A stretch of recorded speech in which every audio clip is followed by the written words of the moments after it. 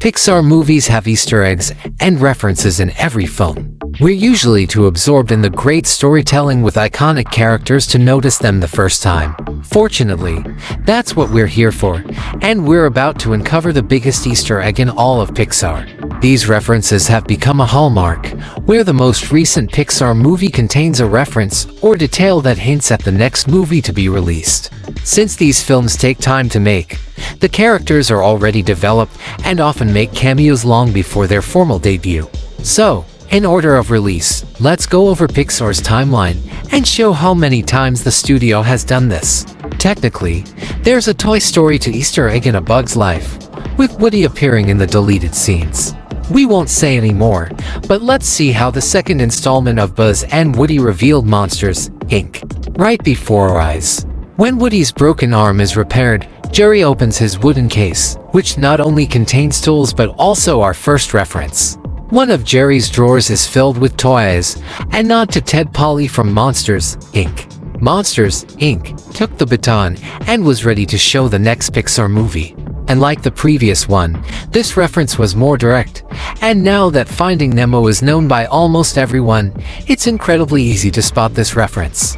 In fact, Monsters, Inc. has 3 references to Finding Nemo. One is when Boo gives Sully a bunch of toys, including a clownfish toy like Marlin and Nemo. You can also see a mural of clownfish in Harryhausen's restaurant. Finally, for a few moments, you can once again see Nemo hanging from the ceiling in the trailer where Randall is banished. Finding Nemo may have taken place under the sea, but we still caught some details for you. Did you get it? Okay. This particular reference is very heroic, and if you know Pixar, you know where we're going. In the dental office, you can see a boy reading a comic. The series he's captivated by has Mr. Incredible on the cover, but Nemo also gave a nod to Cars. It's more of a blink and you'll miss it moment you can see Luigi through the window of the dentist's office. Although Cars doesn't have any references in its movie, The Incredibles has a small nod to the next film. In the final battle with The Incredibles, Frozzoni, and Syndrome, you might have missed another reference to Cars. One of the cars is a realistic version of Doc Hudson. It's interesting that Pixar made 2 references to Cars into different films, but Cars is the only one where Pixar broke this tradition. Cars may have been the next movie, but there was no reference to Ratatouille, so we'll have to head to Paris for the next one. Ratatouille restored the tradition of showing the next Pixar movie in the form of an Easter egg. You'll have to keep your eyes peeled as this reference isn't easy to find. In Linguini's tiny apartment, you'll notice that the chef isn't as alone as he seems. Sure, he now has Remy, but there's another pet nearby. On the wall, you can spot Hal, Wally's cockroach friend. We know Hal can endure a lot since Wally ran him over multiple times, so maybe Hal's survival skills carried him into the future. That's one persistent cockroach. Speaking of persistence, we have to give credit to Wally for being able to survive and be happy in that junkyard. But as they say, one man's trash is another's treasure. In one corner, we can see Carl Fredrickssen's tennis ball cane.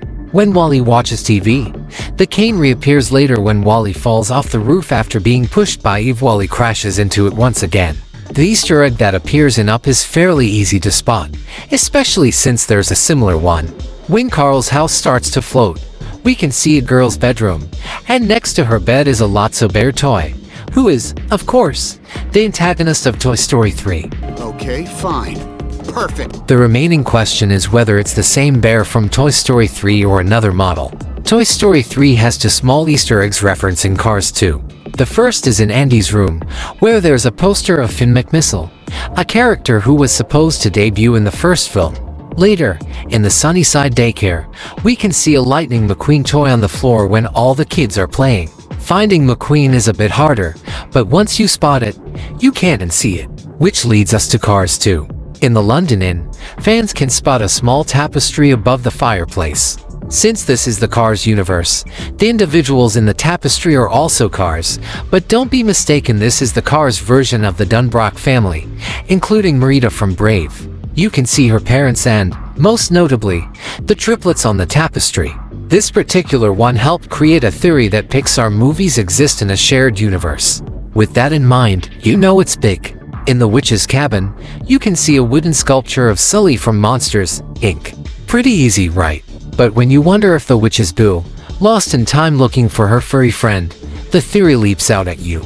We're still not sure if the witch is Boo or not, but we know Sully would reappear in the next Pixar movie, which is, of course, Monsters University. Being the academic of the Pixar family, this one doesn't have a reference for Inside Out, the next Pixar film, but it does include one for The Good Dinosaur. Strange how this is getting complicated. Initially, The Good Dinosaur was supposed to come out first, but release dates were switched. With Inside Out, and the final round of the Scare games, in the Scare Simulator, we can see Arlo and his friends as toys, though we'd have to wait another movie to see them in action. We wonder what the reference for Inside Out would have been. Inside Out had extra time, and could play a bit more in post-production. Thanks to this, the movie successfully showed The Good Dinosaur. When Joy and the others start watching Memories, they see the family's trip to San Francisco. When Riley was a child, the family stopped to take some photos with giant dinosaurs. We can see a statue that resembles Goodbush, and we can see Arlo's tail just out of frame.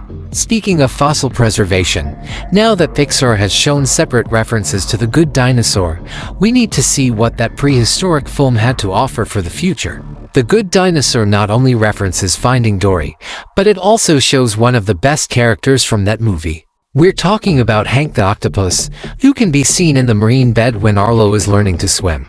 Because of the water's movement and Hank's size, we forgive you if you missed it, since Hank appears far in the background. Not only that, but it seems he's also camouflaging. This reference to Cars 3 and Finding Dory is very clever. In the final sequence, while you were paying attention to the action, we were looking at the truck driver. Look at his bandage. Look more closely, the bandage has a version of Lightning McQueen. We know it's very hard to see, but trust us, it's McQueen. While Lightning may have been almost impossible to find in Finding Dory, the two references to Coco weren't as difficult. One of them is a shot of Santa Cecilia on the TV that Cruz Ramirez uses to motivate the nostalgic rookie. The town with the big church is the same one from Coco. Does this mean that car also comes from Santa Cecilia? That raises a bunch of questions about Pixar's shared universe theory. We can also see the white guitar hanging on the wall at the cotton pin to the left of the stage. Coco was smart and subtle when it came time to show The Incredibles 2. This is one of the rare cases that hinted at a shared universe. Since Coco focused on humans, we have to wonder if the citizens of Santa Cecilia know about The Incredibles. Near the talent show scene, we can see a poster of The Incredibles on a building wall. If the family is known in the land of the dead, wouldn't they also be known in the land of the living? Fortunately, our heroes are alive and well when the time came for their very late sequel. 14 years had passed, but luckily nothing changed, including the reference to the next movie. In Jack's crib, we can see some toys. One of them is Duke Kaboom, the newest member of the Toy Story family, voiced by Keanu Reeves. The camera never focuses on the little toy, so it's really hard to spot at first. Toy Story 4 was getting ready to take you on an emotional journey and was also thinking about the future. Fans had to keep their eyes peeled to catch this reference. Now onward, let's find this treasure. As you might have guessed, Toy Story 4 includes a nod to the Pixar movie inspired by Dungeons & Dragons. At the carnival, you can see an inflatable castle. At the top of the castle is a white Pegasus, the same design that's painted on Barley Lightfoot's van in the movie. Of course, the tradition doesn't stop just because Onward is the latest movie. In fact, fans have already found the reference to Soul, and that movie hasn't even come out yet. Since Soul hasn't been released, the director of Onward confirmed that fans found the reference. It can be seen in the scene where Colt Bronco knocks over Barley's Dungeons & Dragons inspired game. On the shelf to the right, there are a bunch of records, and one of them belongs to Dorothea Williams, a character from Soul, voiced by Angela Bassett. Only time will tell what the reference for Soul will be. This is our list of all Pixar's Easter eggs that showed a future movie. Which is your favorite? We really like the one from WALLE with Carl's Kane and the one suggesting that Pixar's shared universe is real. Let us know what you think in the comments.